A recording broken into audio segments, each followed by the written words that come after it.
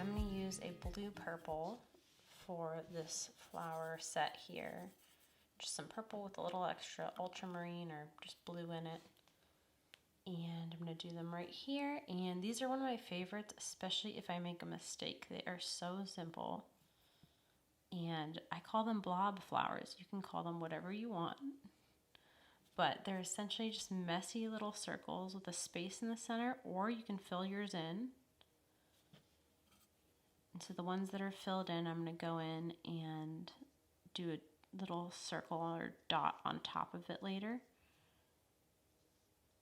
And then it'll be clear again when we do the centers. But it's great, especially let's say you're doing like a little star-shaped flower and you mess something up and you don't love it.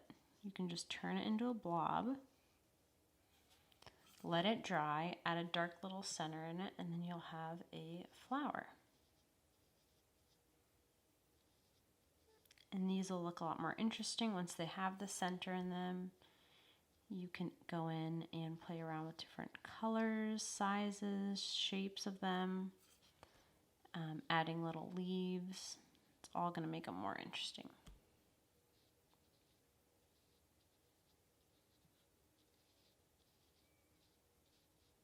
Again, some of them centers, some of them no centers. But just like the rest of the flowers you've done, not super complicated, shouldn't be too intimidating. You just want to pick up the brush and play around with it. Even if you've never done watercolors before, you probably can do the blob flower. I know you can do the blob flower. And some of these require more brush control than others, being more steady. These you can kind of play around with, wiggle your brush around while you're painting. They don't have to be a perfect circle by any means. They're kind of better if they have a little bit of interesting organic shape to them. So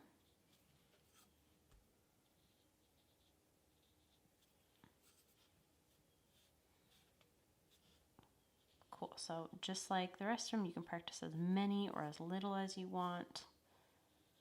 And this is day 7 of our challenge. So you've made it halfway. If you missed any of these videos, feel free to go back.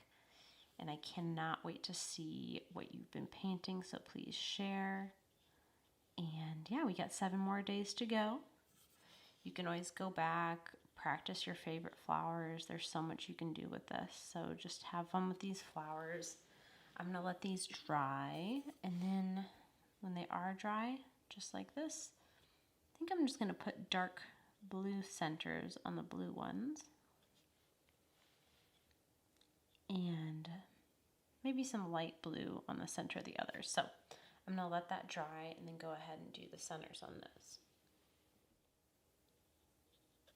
Okay, so again, while these are dry now, I'm just going to go in, add some centers to these.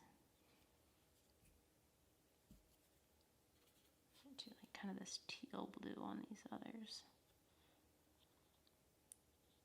And so usually if you've got a little circle in the center of these, it's probably best to do a light color because you can do darker colors right on top of the other layers, if that makes sense. So you can see it was really easy to just layer the dark blue on top of the light blue. You didn't have to try to save that negative space or the empty space in the middle. But gives a little variation, shows how both are definitely an option.